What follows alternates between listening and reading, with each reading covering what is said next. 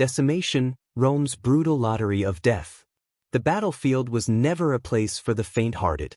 In ancient times, soldiers who showed cowardice often faced fates worse than death, branded as traitors, exiled, or subjected to punishments so severe they served as a warning to all.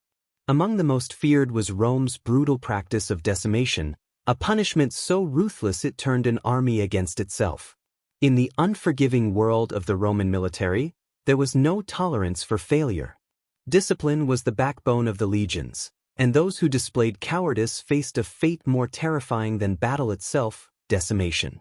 This punishment was not just execution, it was a spectacle of fear, a calculated measure to burn loyalty into the souls of every surviving soldier. The process was simple and ruthless. Men were gathered, lots were drawn, and 1 in every 10 was sentenced to death, not by the hands of executioners, but by their own comrades. Beaten, stoned, or clubbed to death, these doomed soldiers served as a grim warning. Fear would not be tolerated, and weakness would be punished with unrelenting brutality. The most infamous case of decimation came in the aftermath of the Battle of Cannae in 216 BC. Hannibal's Carthaginian forces had annihilated a Roman army of nearly 86,000 men, leaving the Republic in shock. As Rome reeled from one of its worst defeats, suspicion and anger turned inward. The surviving legions, those who had fled the battlefield, were not granted mercy. Rather than outright execution, the Roman Senate ordered their decimation. Hundreds were killed, not just as punishment but as a statement. Rome would rather butcher its own than allow cowardice to spread. The survivors, stripped of weapons and humiliated, were exiled to Sicily, never to see battle again. But decimation did not die with the Republic. Emperor Augustus, in the late 1st century BCE, reportedly revived it to discipline mutinous or disloyal legions. The message was clear: Rome was built on the steel of its warriors, and those who faltered would serve as an example, one that future generations would never forget. Dishonored Hoplites, the Greek shame for cowardice. In the world of ancient Greece, cowardice was not punished by death, but by something far worse: lifelong disgrace. To a Greek warrior, honor was everything. A man who turned his back in battle was not just an individual failure, he became a stain upon his family, his city, and the ideals of the polis itself. Death was preferable to the shame of surviving through fear. Even the great Alcibiades, one of Athens' most brilliant but controversial generals, was not spared from this ruthless judgment. In the late 5th century BC, amid the chaos of the Peloponnesian War, he was accused of abandoning his city at a crucial moment. Though he had not fled a battlefield in terror, his decision to escape rather than face trial was seen as an act of betrayal. Athens responded with exile, a punishment worse than death for a man of his stature. His name became a cautionary tale, a warning of what happened to those who placed their own survival above the city's honor. But no Greek state was more unforgiving than Sparta. For a Spartan, cowardice meant absolute social annihilation. A warrior who fled battle was stripped of all status, forced to wear rags instead of armor, and even denied the right to marry. In a society that revered strength above all else, to be branded a coward was a fate worse than death. The shame of military failure also haunted Athens after the Battle of Delium in 424 BC. When Athenian hoplites abandoned their comrades in a disastrous retreat, they returned home not as soldiers, but as pariahs. In a democratic city where reputation was everything, public disgrace could ruin a man's life. For Greek warriors, fear was never an excuse, only an unerasable mark of dishonor. Genghis Khan's ruthless executions for retreating warriors. To fight under Genghis Khan was to embrace the brutal, unyielding laws of the Mongol Empire, where failure was never tolerated and disobedience meant certain death. The Mongol war machine was not built on mere strength, but on absolute discipline. Every soldier understood that cowardice was not an option, for the great Khan had no use for the weak. Those who abandoned the battlefield did not just risk humiliation, they invited swift and merciless execution. During the Mongol conquests of the 13th century, Genghis Khan enforced a zero-tolerance policy for retreating warriors. One infamous account tells of a Mongol army retreating prematurely against the Khwarezmian Empire. When they returned to camp, Genghis Khan ordered every 10th soldier to be put to death, ensuring that the fear of their leader outweighed the fear of the enemy.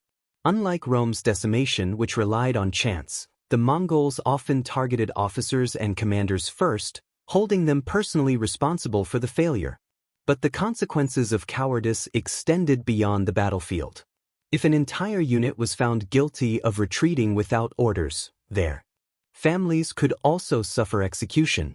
This was not just punishment, it was a psychological weapon, ensuring that every Mongol warrior fought with the full force of a man who knew there was no alternative but victory.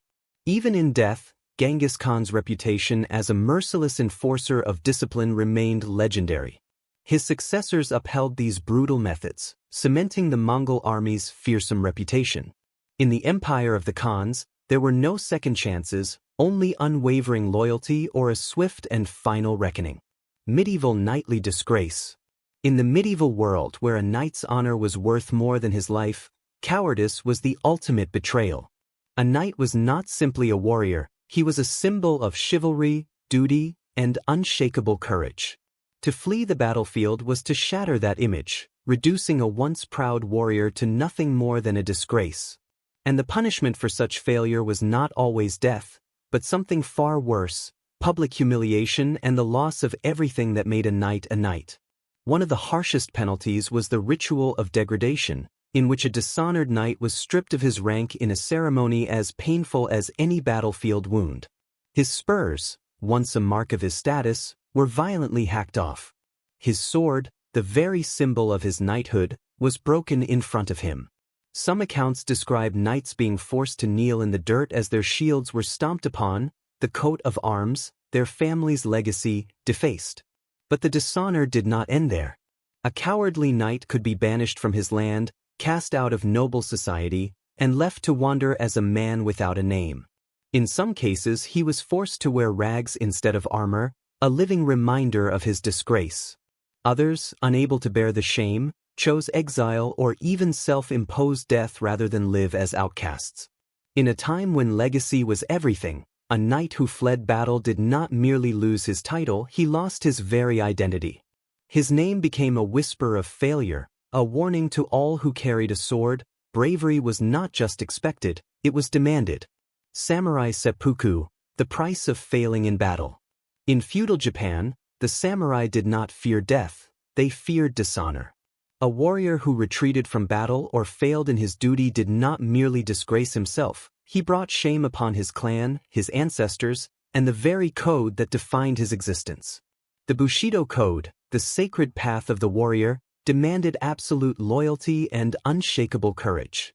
To show fear or fall short of expectations was an unforgivable failure, one that had only one path to redemption: seppuku.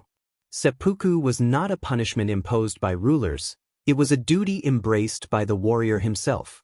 A samurai who had lost a critical battle or failed his lord was often given a choice: live in disgrace or restore his honor through a solemn ritual. In an act of unwavering resolve, he would kneel in ceremonial attire, prepare his blade, and proceed with a ritualized act of self-discipline. This moment was often witnessed by fellow warriors, reinforcing the samurai's ultimate commitment to honor. In many cases, a second warrior would stand by to swiftly complete the ritual, ensuring the process remained dignified. This was not just a consequence, it was a declaration. A samurai who accepted this path demonstrated that his devotion to his code was unbreakable, even in failure. In Japan's warrior culture, disgrace could be erased, but honor, earned through sacrifice and loyalty, was eternal. History has never been kind to those who falter in battle. Across empires and eras, cowardice was seen not as a mere personal failure, but as a dangerous thing that threatened the very base of armies and nations. And so, the harsh actions were very harsh, designed not just to eliminate those who were not strong but to put fear in those who remained. These very cruel measures shaped the warriors who followed, turning them into the strong forces that built and defended countries. But history's opinion is not bound to the past. The effect of these choices, these harsh actions, and these lessons still stays. Power was demanded, faithfulness was forced, and for those who hesitated, history did not forget.